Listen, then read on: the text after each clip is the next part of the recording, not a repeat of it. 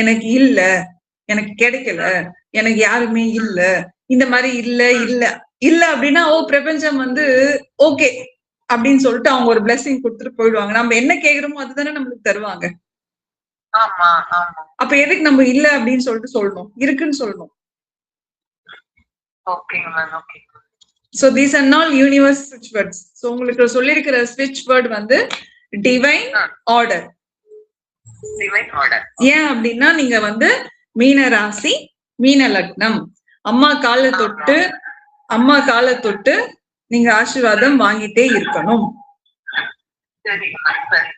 சரிங்களா?